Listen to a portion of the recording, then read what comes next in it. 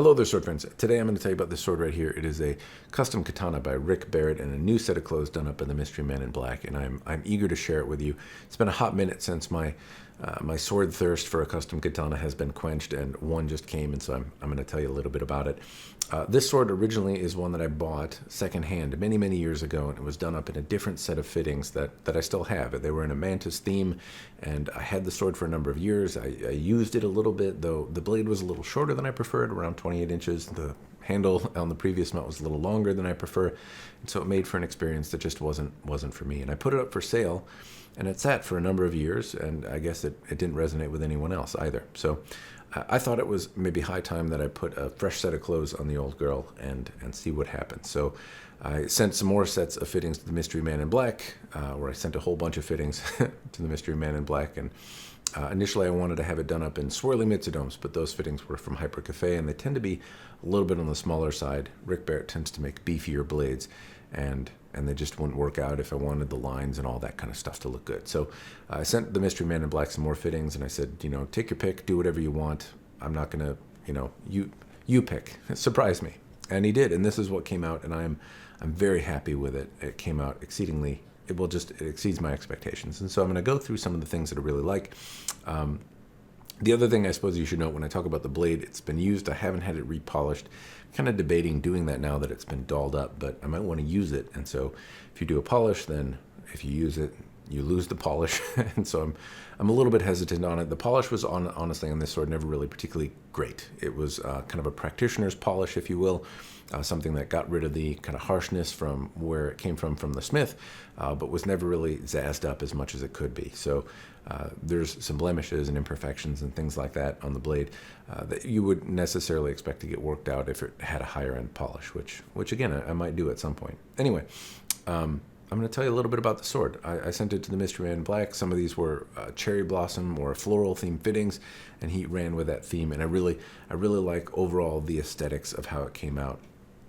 Generally speaking, I don't like it when my eye is drawn to one particular part of the sword, and in this case, it does. This decoration on the saya certainly pulls my eye in, but it's balanced in a way where it's got a little bit of flamboyant and a little bit of old class, and it's been colorfully dubbed the child of O-Ren, if you will. O-Ren being the character in Kill Bill. O-Ren Ishii had this Shirasaya style sword, and it had some cherry blossoms on it, and so for the moment that's the code name for this sword, if you will. Anyway, you can see that it has this relatively kind of eye-catching sakura or cherry blossom theme around the koiguchi area of the saya here, and then tapers off to kind of the classic gloss black. And again, I really happen to like how it looks. It's got a little bit of eye catch to it, but it's not so flamboyant that it would look odd if you brought it into a dojo, or it doesn't, necessarily look particularly off on the wall. And these stencils that are in here have some pearl and kind of snowflake and color in them that looks even adds some depth on close inspection. Anyway, I like that it is a little bit of a talk piece. It's got a little bit of classic, a little bit of eye catch. Overall, it has a different kind of balance than I'm used to, and that it's got a little bit of classic and a little bit of hey, look at me, and I don't necessarily mind it. And it's given me some ideas for maybe a future project, and I'll talk about that at the end of the video. Anyway, I'm going to walk you through this one, just some stuff that I like, and yeah, hofully it's interesting. So at the end here, we have Fred Lohman, Kashira, and Fuchi, and the tsuba. So Fred Lohman, basically Loman Company makes a whole bunch of stuff. They can do all sorts of things, but one of the things that they make is fittings for swords and other Japanese type weapons. You can get polearm fittings and things like that there, and I think they're a little bit expensive, honestly, for what they are. They're cast fittings. They're not hand carved or anything like that, and a set of fittings can cost you $500 or $700, so they're not inexpensive, but the casting quality is good. And because they're a little on the pricier side, they're not as prolific. You don't see them on every sword out there, though they're pretty out there. Though it wouldn't surprise me if this was the first time you've seen this particular set of fittings. So anyway, they're not as out there, but the casting quality is quite good. I don't make out a lot of imperfections in the casting lines, and I happen to overall like the offerings that they have. This one in particular, again, it's a set that I had around. I believe I bought it secondhand some time ago and was waiting for a project to potentially use it on, and this one just kind of happened to work out. Loman tends to size them in a way that fits on some larger blades. You can get Fuchi in particular that are 40 millimeters or larger, which is what a lot of modern made katana tend to require. Anyway, the kashira is floral themed. It has kind of a shiny black. I don't know what kind of patina is on there.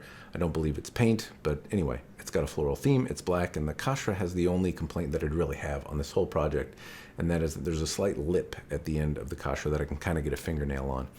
It doesn't distress me in using it or holding it or anything like that, but I do notice it, and if I had a disappointment, that's really the only thing that's there. And I talked to the mystery man in black, and when he was adhering the sword or putting adhesive under the kashira, it just moved a little bit and bulged out and gave a slight ledge.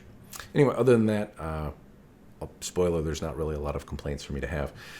As I move up from the kashira, though, you see this high-end kind of wrap, or a different kind of wrap than what you might have been used to seeing. Let me turn this so maybe it shows in the camera. I don't recall the name of this wrap. I'll put it in the description down below, but it's basically a high-end samurai kind of wrap, not one that was done a whole lot, and the silk is wrapped into a tube and stitched and then pulled tight, and it's kind of the lazy boy of wraps, if you will. So typically the hanari hamaki, where the diamonds are crossing over, the middle section fills your palm up, and it provides some texture for you to grip onto, and maybe you like that, maybe you don't. This tube section is still quite tight, but it has a little bit of give. It's not as though the silk moves a lot, but because it's stitched into a tube, there's like a little cushion on the silk, and it feels really, really comfortable in the hand. I happen to like it. It holds up reasonably well. I'm not worried about it moving around or anything like that, but it does have a little bit of give just by the nature of how it's wrapped and how it's stitched. So it's comfortable, a little more cushy on the hand, and I think it aesthetically sets it apart. It's a little bit different. The Menuki on here are done in a sukashi style copper cutout from the mystery man in black. He made these himself, and so they're one of a kind. They're unique. They're copper, and they match well with the Seppa and the habaki that are further up there, so they're using similar materials. But it's a sukashi kind of a stenciled cutout, which again thematically blends in with the saya that's done up here. The ito is silk. Underneath you have black samegawa in a full wrap, medium nodule samegawa. There's no emperor note or anything like that, but it's also a heavy black lacquer, and if you put really expensive samegawa skin and then lacquer it all black, a lot of those details are obscured. So this is a good balance. It's not cheap or crappy skin, but it's also not huge nodule skin either. Moving up to the Fuchi, it's again this floral theme that matches the kashira. The tsuba as well has this floral theme, and the set, I believe, is made to go together. It blends well and gives the blade this whole kind of cherry blossom floral theme. There's custom Seppa, the washers that sit in between, and then the habaki. I'm not sure who made this, if it was Rick or Josiah. I'm not 100% sure on it, but it has a really nice taper, and it's got a rainfall pattern and a line running through it, so a little bit of dimension, a little bit of texture. And on the back of the habaki, this habaki has more dimension than a lot of the swords that I talk about. Not necessarily custom swords, but since I've talked about so many Chinese swords for so long, it's maybe worth pointing out some of the things that make this habaki unique, right? So one, it has a taper to it. It's not just a wall that then closes off around the blade. It's kind of a little bit of a pyramid shape, and so it widens out towards the base. Obviously, it's got a unique kind of texture and color and whatnot to it. The copper, I suppose you can buy on some other swords out there, but it has a unique pattern on it that's a little bit different.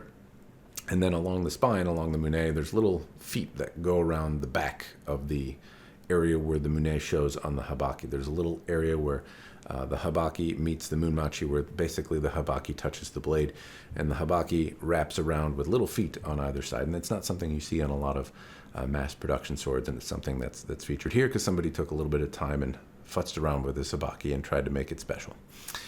Anyway, talk a little bit about the saya. We've got a horn, koiguchi, kurikata, and kojiri here, and then obviously you can see this floral theme. The stencils don't run too far down. They run about halfway or a third of the sai in total. It starts in this kind of reddish pink color, then goes to a white, and then tapers off into a black gray. And all along the way, there's little pearls and things like that. So up close, there's a lot of dimension, and you can see a lot of little speckles of light. In the right light, it really pops, and then tapers off to just the classic gloss black. Now the blade itself, very handsome blade, one that's been used. Obviously, it's not abused or terrible, but it's seen some cuts in its lifespan. It doesn't look like it's been sharpened or abused at all. It's still straight. There's no issues in regard to the blade, but it could certainly use a zazzification. The lines are all nice and clean. It's really a very comfortable, fun, nice sword to hold and see. I was thinking I was going to sell it, but I don't know now. I might need to play with it for a little while.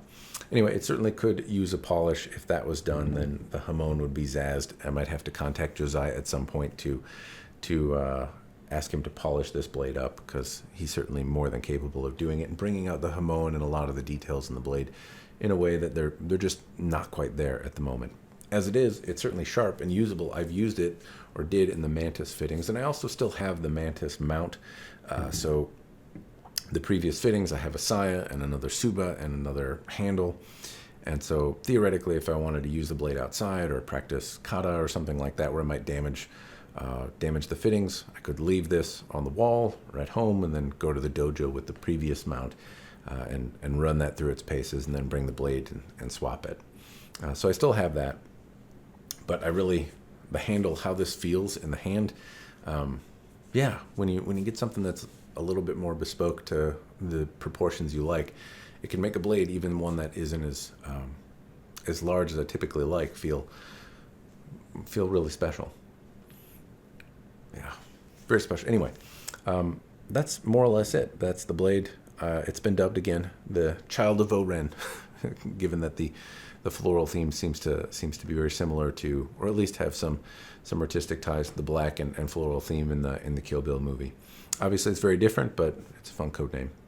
Anyway, that's really all I got. Just wanted to share the project with you. If you're interested, I'll put dimensions to this sword and the like in the description down below.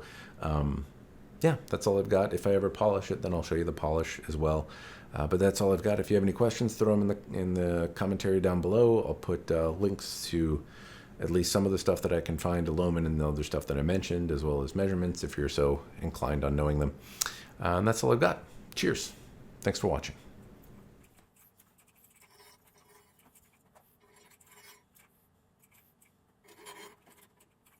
Actually, not quite cheers and thanks for watching. I have one other thing that I said I would mention, and that is the idea that I have for another project. And it came from the cherry cutouts, the stencils and the colors and the patterning. Inside there was this frosty kind of candy-ish looking color, and it's very easy on the eyes, I guess I'll put it that way. And it gave me the idea of doing a My Little Pony katana or something like that. For years, the Mystery Man in Black and I have gone back and forth over ideas, and the butt of so many of those jokes has been, well, if you do this or it goes too far, then it becomes a My Little Pony katana. And it's just something that we've said in jest over many, many years and many, many conversations. And it's kind of become something that I'm thinking about genuinely doing. So I am seriously considering spending a substantial sum of money to make a My Little Pony katana. I would likely eventually sell it. I don't know that it would be something that I would hang on to, but I'm a little adverse to doing it because I have no idea if it would actually sell. And so I'm curious if any of you have interest in a My Little Pony katana. And if you do, which My Little Pony katana might you actually like? What theme might it go after? Now, my daughter